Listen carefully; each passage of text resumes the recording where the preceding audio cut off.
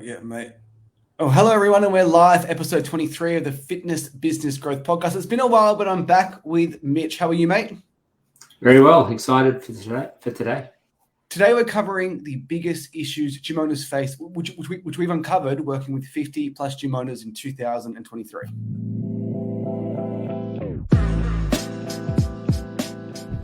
Welcome to the Fitness Business Growth Podcast, a podcast run by gym owners for gym owners. My name is Mitch, and along with Jamie, we are your hosts, and we will be discussing all the important things that you need to run a successful fitness business. From marketing to lead generation to sales to retention to staff and much, much more. So if you are a fitness business owner, then this is for you. We hope you enjoy the following episode, and we will speak with you soon. And we're back. How are you, mate? Very well. It's been a while. Both James and Kent mentioned your dreamy voice in the intro. I never actually noticed it, and now I can't not notice it. I've never heard such a compliment. How nice of them. I know. Well, mate, it's been a while since we've done a podcast, close to 6 weeks, and for good reason. I had a knee surgery, but number two is we started our Done For You Everything service, and it's been very hard to podcast when we've been taking a bunch of sales calls and onboarding new clients, which we're both obviously really, really excited about. Yeah, and I had the pleasure of taking you to your knee surgery, actually, and we had a big argument on the way about all things business, which was hopefully didn't stress you out too much before the operation. Yes, for any tech guys, we were talking about to have a contact field or a custom value in our software FB360. It's actually really, really important. I'm sure everyone knows exactly what we're talking about. But and I was right, by the way. You were. We went with your idea. It's been a big couple of months. We've been laying a lot of groundwork for our new service and our new offering. So very, pertinent to what we're going to be talking about today. We just didn't really have too much time to schedule for us to get together to do the podcast. So it's been a while, but yeah, looking forward to making this more of a regular weekly occurrence like it has been. Absolutely. And today's topic is the biggest issues that gym owners face. Really, there's three. Number one is it's not enough leads, it's not enough follow-up, it's not enough sales, but the core issue is actually time. And I want to give you an example of where this really reared its ugly head. And I guess it was a bit of an oversight from both me and you, being new into consulting. We just didn't realize what an issue this actually is for gym owners. And we have a lovely client in WA, got him 54 leads in like a 48-hour period, and he only had one person auto schedule. And I thought, how the fuck is that even possible? Like how is that possible? Because for our gyms at Breakthrough Active Adamstown, Breakthrough Active Cardiff, we have a 40% booking rate, meaning if we get 10 leads, we have 4 auto schedule. He had 54 and 1 auto schedule. And I was just perplexed. And I didn't know what the hell was going on. Jumped on a call with him. I went through his calendar, and his only availability was Monday at 7:30 a.m. And the one person that could book in actually booked in at that time slot. So that was actually the issue. It was the fact that he just didn't have enough time. And for gym owners under 60 members, we just keep running into it time and time again. They haven't got enough time. Therefore, they can't generate enough leads. They haven't got time to follow up and reply to people. And certainly haven't actually got the availability for the sales calls. Yeah, like you said, it was a bit of an oversight because for us personally, our whole business career, we've been doing it with the two of us. So we've always had really good availability where one of us has normally been effectively available, between business hours and even beyond business hours. But compare that to a solopreneur and someone who is wearing all the hats and they're running sessions and trying to grow their business, trying to organize times for consultations and working leads and all the things that come with that. We just sort of kept seeing these same issues where people just didn't have the availability. And for people who run group training or even personal trainers, their busiest times are typically when people are wanting consultations. You've sort of got that sort of mid-morning period or you've got like your sort of evening period when the majority of the time that's when people are available for a consultation or for a call. So we ran into this problem with, initially with that one client, and then we've seen it just time and time again where time has been such an issue, not only just them working, lots of hours with, like I said, running sessions, fulfilling, I guess, clients' needs and everything that comes with that, but also when it comes to growing their business, they just don't have nearly enough time on their hands to be able to look at that, let alone have availability for calls and consultations. Well, having 42 gyms now with our done for you everything service, it is amazing the amount of same day bookings and bookings we get the next day within that 24 to 48 hour period. And if we, to the point that we don't actually let them schedule on that third or fourth day, because even if you don't have the availability as a gym owner and someone books in on the fourth or fifth day, the chances of them no showing is extremely high. Which all comes back to is we give gym owners 50 leads and they say these leads are shit. And then we were saying, well, like we're running the same ads in our gyms, the same processes, the same nurture sequences, what the hell's going on? And it just came down to that availability. Yeah. And it's funny you mentioned that. I've been, had a few dental appointments lately, and I got a message 2 hours ago saying, just a reminder, you've got your dentist appointment tomorrow. And I completely forgot about it, and I'm going to go because I need to go. But if that was something that maybe I could just push to the side, I'd be probably more than likely to opt out of that because it was just so long ago that I was motivated in booking that. So speed is king when it comes to booking in, but also just having decent availability. And it really, for a lot of these gym owners without additional help, unless they do have obviously like a service like us that are helping them, or they have like a standalone salesperson or something like that, they just don't have the resources to be able to fulfill the needs of clients who are inquiring and about their business, whether it be a phone call or an in-person consultation. And it's the ultimate vicious cycle, because if typically the gym owner has under 60 members, they don't have enough money to hire a staff member. But then to get above 60 members, they need to have that little bit of freedom to focus on things like lead generation, to focus on follow-up, to focus on the availability, not to mention the skills required to get good at lead generation, to get good at follow-up, and to get good at sales. And that's where we just see gym owners get stuck. It's around that 50 to 60 member mark, and it all comes back to just that time factor. And if they haven't got availability in their calendars for sales calls or consultations, what chance do they have of, whether it's doing the organic method, whether it's messaging 20 people in the morning, 20 at night, or running their ads, or going through the data, going through the reporting, going through the automations, fixing things that break in the automations. And then more importantly, like when do they have the time to do the sales role play, the sales calls, and just overall develop as a business owner? Yeah. And you always have to, you have a hierarchy and you have a priority list of things that need to be done. And number one on that list for every gym owner, every personal trainer, is to run sessions, is to be there to coach your clients or whatever offer that you have. And then obviously you've got a list where things become less, needed, or, if you don't do them in a week, is your business still going to be open? And if you don't do marketing for a week, yes, your business will still be open. Will it be open in a year? Maybe not.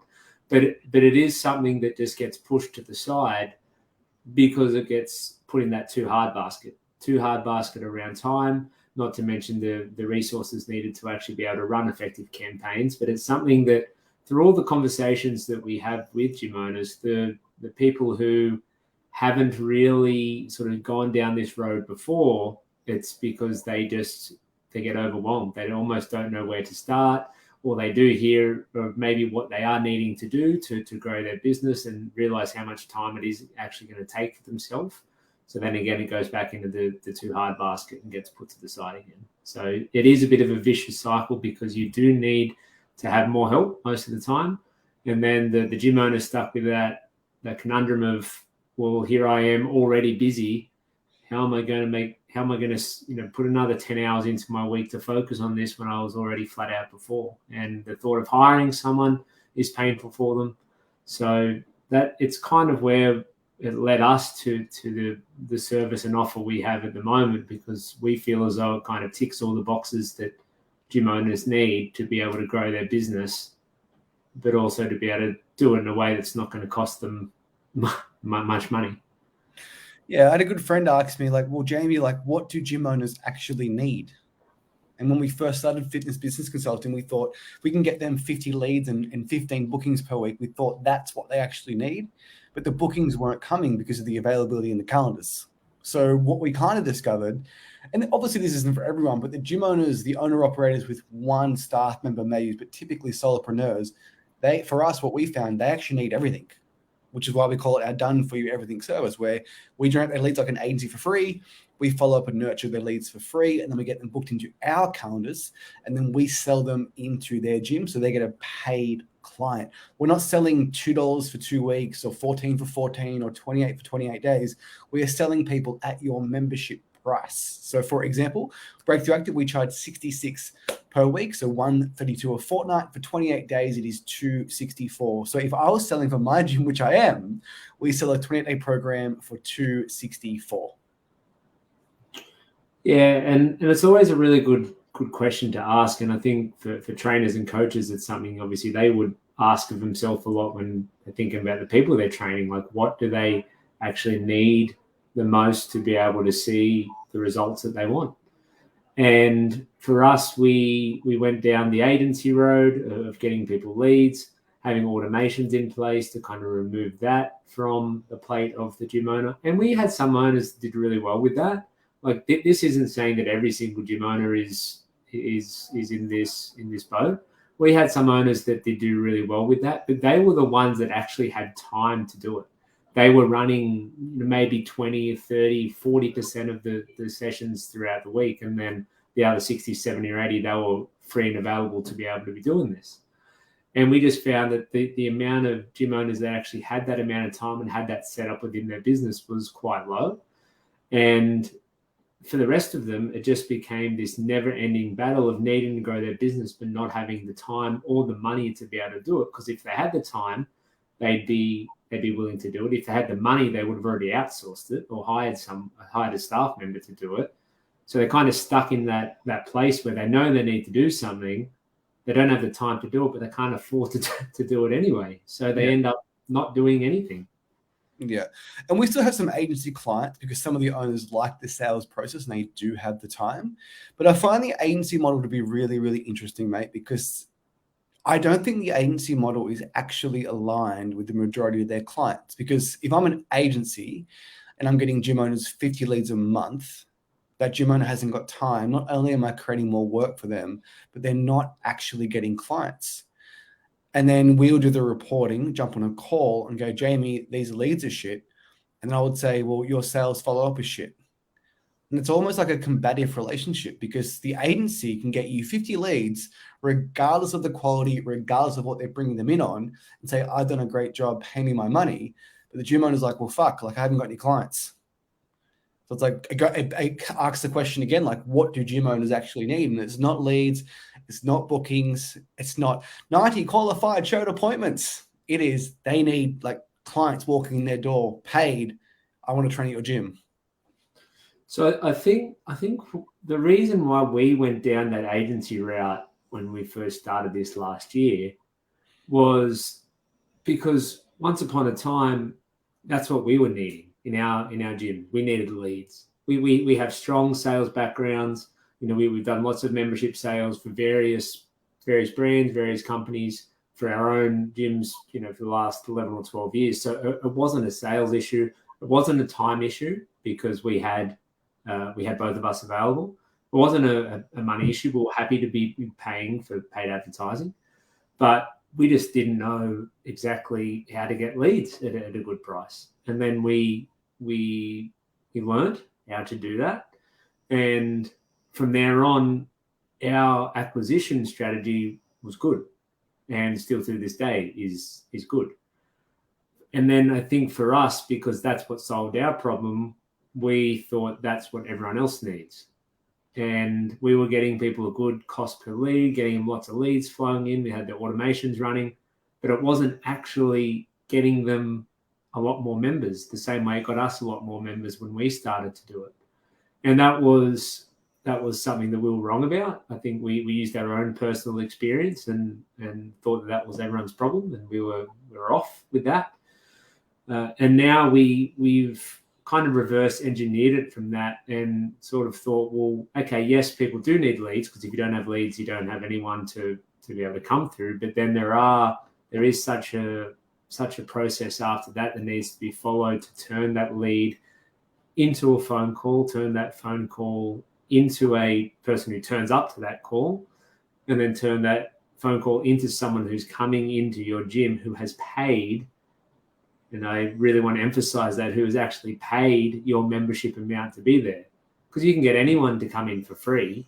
You know, we have a competitor in our market that does 6-week free 6-week challenges. So that's not the type of member you want in the door. Someone who's just a shit kicker and a tire kicker. So we always want to make sure that people have at least paid what your membership price is. So when it comes time to convert them from a trial to a member, that process becomes a lot simpler because they've already have in their mind what the membership price is. And we find that it's just a lot easier. And when we sell someone into your gym, really, I see you've got two options how to convert them on the back end. You can do the silent sale at the start of the membership program. Well, hey, just so you know, the membership does continue after 28 days. But what we've done in our gym, and we've converted thousands of paid trials into members, is we do it at the end of week 2. And the reason why that is so critical, we find that after their 5th or 6th session in week 2, they are at an absolute high point. They've never felt better. Their legs are no longer sore. They've got more energy. They've made friends in the gym. And if they paid the membership price in that paid trial, it's as simple as, hey, do you want to continue? Yeah, and I think that silent sale is fucking terrible, if I'm being really honest with you, in a small local business. Because what happens if it gets to that 5th week or 2 months in and they say, I want to cancel, and you say, oh, remember back when we first spoke 8 weeks ago and I said that? It might work for big companies who don't give a shit, but when you're a local business and you're the one bearing the brunt of that, that's just not going to work. So I feel like that leaves one option, and that is exactly what you just detailed there. But it's so important that these people have paid your membership price, because otherwise you've just got people coming in who are paid fuck all, or they haven't paid at all. And then when it comes time to talk dollars and cents, and your membership, which is good value at $50 or $60 or $70 a week, they're taken back by that. Oh shit, no, I can't afford that. I just wanted to do my $30 for 30 days and then move on and hop around a bunch of other gyms in town. So it's something that we really have, as you can probably tell, a lot of time, effort, energy, and thought into. And we really have determined that this is the best way to acquire new customers and to turn those customers, more importantly, into members who are paying a good membership rate and going to stay with you for a long time. And the other question that we get sometimes is like, why don't you sell direct membership? And the answer is this: people fucking hate direct debits. They hate them. They do not want another reoccurring bill. But people will bet on themselves for 28 days or 6 weeks to get an outcome, whether it's to feel better, to have more energy, to lose 2 to 4 kilos. And then you, the gym owner, us, the gym owners, you need to back in your experience in club to make them want to stay for the next 6 or 12 months. And that is where that week 2 check-in call, after their 5th or 6th session, they've made friends, they're feeling amazing. That is the best time to turn them into a long-term member, 6 or 12 months. And if someone is asking that question of, why don't you guys sell straight to membership? Well, the question goes, well, if you feel like you can do it, why do you need our help? Yeah. Really, like that is a very, very hard sell, to get someone on the phone who hasn't met you, hasn't been in, hasn't done a workout, and turn them into a 6 or 12 month contractual member. So there's, and again, like you're going to have a big rate of people who renege on that, I feel like, if they get motivated on the phone. So we've also tried both. We tried straight to membership last year because we've done it over the years, but I think it's just from doing it, the success rate just becomes a lot lower. And the one thing that we hear a lot from owners is that all I need is people in my gym. Once they come in and they experience my program, and they experience our facility and everything that comes with it, they'll be sold. They won't want to leave. And I agree. believe that. I believe that for the most part. I truly think that there are a lot of really, really good operators out there. And when people do get into their network and they do start experiencing what it is that they provide, they're really happy with it. And most of the time they do stay. So that's where it's just having a process around how do you actually get people in there who are already paying that membership price.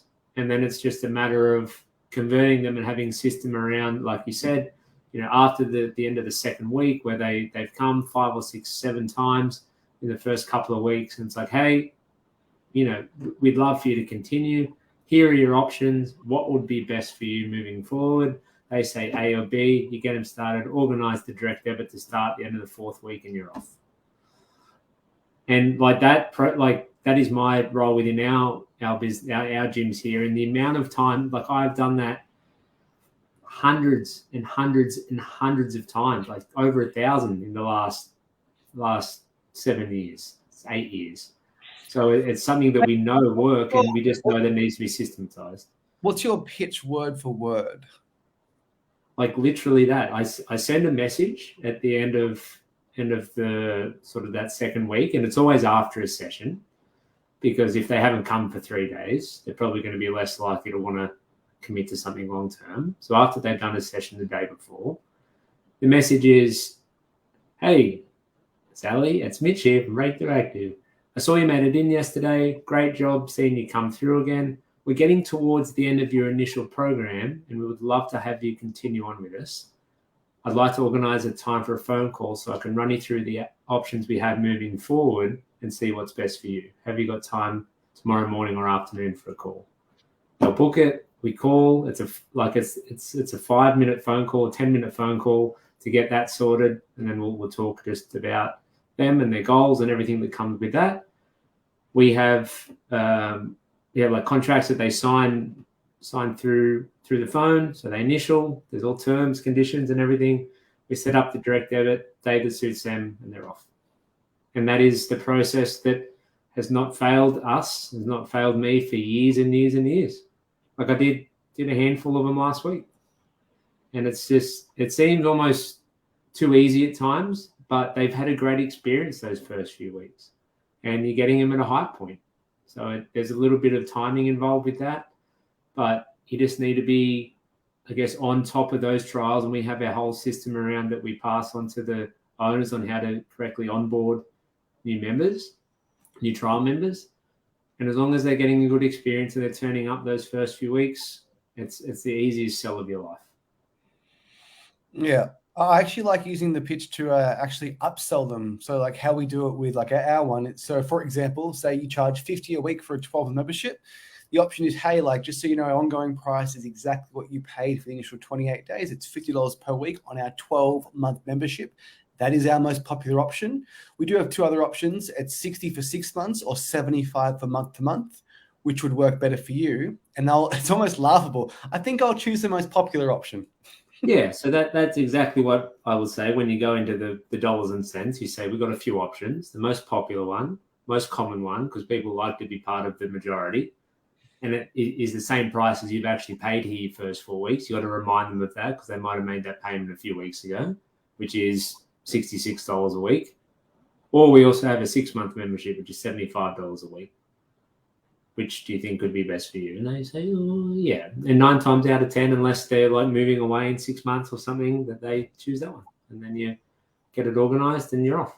Used to always laugh when I was doing high ticket with 4%. It was literally like it was $2,997 up front, or we can break it down into more manageable amounts. What would work better for you? More manageable amounts. Just you can guide them in the right direction because you are the trusted authority. And especially that was a cold call through a Facebook ad. You've already had them in your gym for 2 weeks. They've already had an amazing experience. They've gotten some form of a result. It should be a very, very smooth sale after. Back to like membership versus paid trial again, mate. Like when we did memberships for a while, we sold directly 6, 12 months. They can still pull out in the first 28 days. That's what we found. As in, like, we found our opt-in rate was lower, as in our cost per lead was higher, our cost per booking was higher, cost per call was higher, cost per sale was higher. But if they don't have a good experience in the first 28 days, whether it is 12 months or whether it is 28 days, they're still probably going to renege. And as Mitch said, if you're a small business, especially a small group gym owner, you aren't going to hold them to that 12-month membership. Because if you do, you are going to get a shit ton of bad reviews, and bad word of mouth spreads fast in the fitness industry. Yeah, whether they say it spreads 10 times faster than good news. But yeah, exactly right. So that's where, and I think when it comes back to your marketing, your advertising as well, you want to be advertising something that is short term. You don't want to say that they're going to achieve all their wildest hopes and dreams in that first month, or however long that period is. You want to clearly explain the reason for it, so you can come in, check it out, see if it's something you enjoy, and you're going to see some pretty good results in the process as well. And then if you feel like it's something that's a good fit for you, we can organize next steps after that. Does that sound good? Yeah, of course it sounds good. So and then but that's it. So it comes back to the marketing as well, and the effectiveness of your marketing. Because if you are doing something different to that, and there is some sort of alternate wording in that, and you're talking about memberships and 12 months or 6 months, maybe in the marketing, like good luck getting leads that way. That is not exciting. No one wants to opt into your ad about a 12-month or a 6-month membership. And again, if anyone's able to market and sell that way and sell straight to membership, then you don't need us. Like, keep doing what you're doing, like you're fucking killing it. So it's just amazing. That's probably we're in so many ad accounts. There was a gym in Vancouver we're working with at Ironwood. And literally, it was the exact same ad. In the lead form, they had $199. The price was advertised. In our version, the price wasn't advertised. And the lead cost was 15x cheaper. So it went from $60 a lead down to like $4 a lead. It was crazy. Just from 3 numbers in a lead form. If you add in the word membership, if you add in poor availability, if you add in poor follow-up, if you add in poor sales, that is why off the same campaign, certain gym owners can have 10 new paid trials and some gym owners will get 4 leads. It's all something we see, like when the call to action there on Facebook is sign up instead of learn more. Literally, that's the only difference. No one wants to sign up to anything, and you sign, and that like locks you in, and you put your signature to something, or you can just learn more about it. Still prompts you through the lead form and everything, but something just really small like that, which might seem insignificant, makes such a huge difference. I don't like apply now either. No one likes doing applications for anything. Yeah. Anyone who wants to take something out of this that's very digestible, always choose learn more. It's the most it's less confrontational way of trying to get people's information. Learn more as opposed to apply now or sign up. So going back to just some of the biggest issues gym owners face, it really does all go back to time. Because if we add up poor marketing, they haven't got time to run their ads correctly, to check the data, to check the CPM, the CPL, the frequency score, make changes with copy, images, headlines, lead forms. No time. Followed by the follow-up. Like we are in 50 gyms accounts, right? We see the messages that are getting sent. We see that gym owners aren't replying. And it's not because they don't want members, it's because they haven't got time to literally get home at 7 p.m. and book people in the following day. And then number 1 is the availability in their calendar for those consultations themselves. You add that all up, it is the difference between having a really successful gym and a gym that is on the brink. But that is the vicious cycle where gym owners get 50 to 60 members. And that is why we created our done for you everything service. Well, it just completely changes everything when they don't have the time, because then the only option they really have is just to say, "Oh, come down for a free trial." Like, come down, because they'll be there anyway. And we know that free trials are dog shit for a lot of facilities for the reasons we already discussed.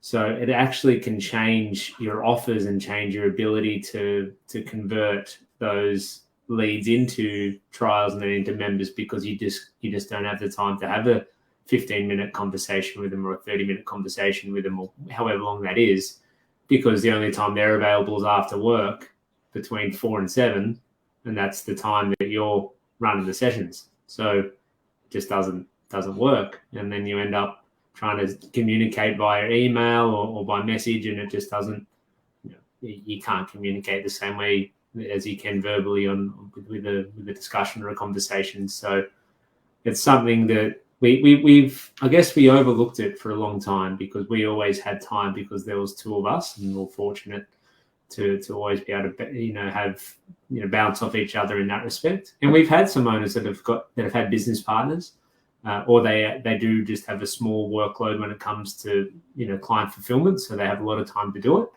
and they're the ones that do a lot better.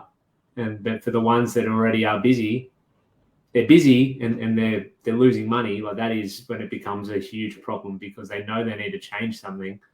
They don't have time. They don't have money. They don't have any way to be able to solve the problem. And that's kind of how our new service was manifested, because we looked at the problems that we're starting to see and then what they truly need, and started to mold and create something from there. Couldn't agree more. Well, mate, let's wrap this up. The podcast is back on a regular basis. I'm going to try and get more guests on, probably one guest per week, reach into our network and get really to share their stories, different perspectives, because we are obviously not right about everything. And there is more than one way to skin a cat. And I've got Jake from Fit Tribe, mate, on Thursday. He has a multi-six-figure online company, and there's very few people that have that. So I'm looking forward to seeing how he's run it. Yeah, I think it's good to be able to share the stories and share the experiences from other owners, both good and bad. And I think it's good so other people who listen to this can resonate that maybe they're not the only ones who are going through similar problems. And it's not just going to be us pitching our service and doing anything like that, but find that when it's something that we sort of didn't have for a long time, we didn't really know too many other gym owners. We didn't really know if it was just us with certain problems, or we didn't really know if we were the outliers or if what we were experiencing was normal. So being able to hear from other people, we feel like will be valuable. And plus, we like it too. We like to talk business with people. We like to find out more about them. And quite often when we do those sort of podcasts, we're learning things about them that we didn't know. So it's always good to hear from others. All right, guys, thanks for watching, and we'll be back later next week. Thanks so much. Bye.